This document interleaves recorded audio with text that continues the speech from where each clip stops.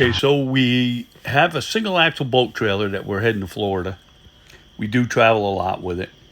And I do not like single axle trailers. But we had a blowout. And then we had a second blowout. So I decided that I was going to go ahead and add a second axle to the trailer. Even though the trailer is rated for 3,500 pounds and the boat weighs 3,000, it still concerns me. So we decided to just put another 3,500 pound axle on. I think I went too far. Okay, good morning, my friends. I'm back here again on another project. I know you find that hard to believe, but yep, here I am. So I have the boat trailer that is only a single axle. So my plan is to turn the single axle into a tandem. So there's the parts that I bought. I bought new springs. I got the tires.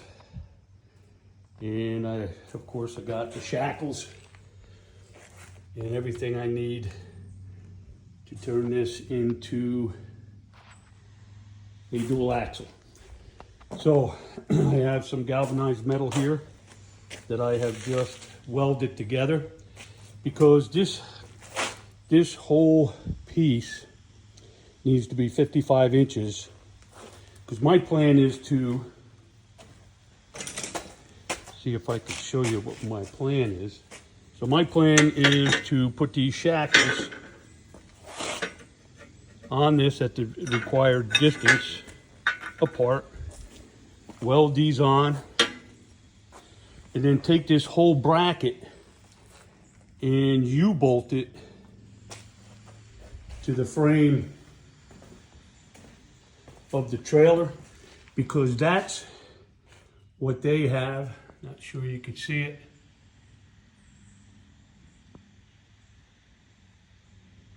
I try to get a better view. So if you see, this piece here is U-bolted on to the axles. I'm sorry, to the frame, and everything is built off of this L bracket. So yeah, I'm going to do the same. I have to extend it, of course, and that's what I'm working on now. And then once I get one built, then I can go ahead and build the other one, and then I can go ahead and take this axle off, and then see how it turns out. But yeah, that is the plan right now. So yeah, there's a little tight in here, but yeah, that's the plan. We'll see how it goes. Once I get things welded up here, I will show you the final product, and then we'll go on from there. So there's the final. I shouldn't say final, I'm sorry, it's tacked.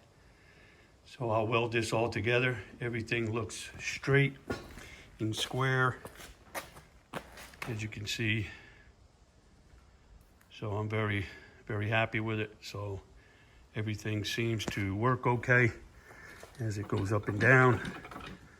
So I got the measurements right. So I have 25 1/4 springs, which are a little bigger than what I have on there existing. And the recommended distance is 29.5 center to center, or 26 from shackle to shackle. So there you have it. So I wanted everybody to know that I am using my titanium 125 to weld this. And again, I know my welds aren't that great, but it does do a great job. And I am using 035 flux core wire that I also got at Harbor Freight. So I do want to say that my welds are better, but I'm also in a controlled environment. I'm sitting here in the carport, and I'm sitting on a stool, so I can actually put this every way that I need. Turn it, flip it, whatever, in order to get better welds. Okay, there's the final product, guys. It's all set, ready to go. I'll get the other one built, and then I'll get them mounted, and we'll see how it goes.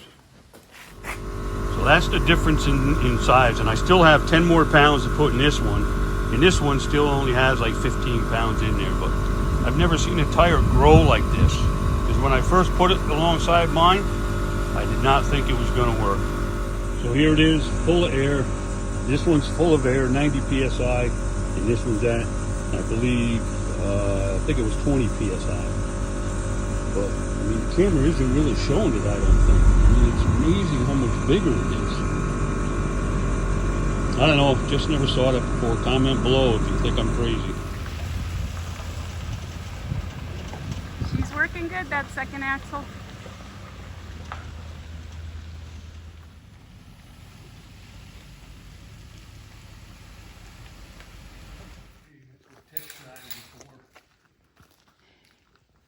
I had no idea my light got broke.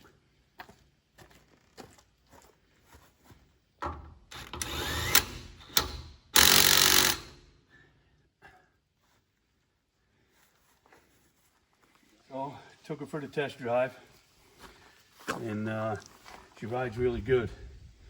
She's a lot more balanced, I think, than what it was. So far, I'm really happy with it. In a couple of weeks, we'll be going up north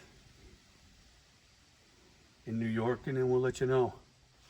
That'll be its true maiden voyage. Right now, I just wanted to make sure that everything was pretty level and no swaying. Worked out really good.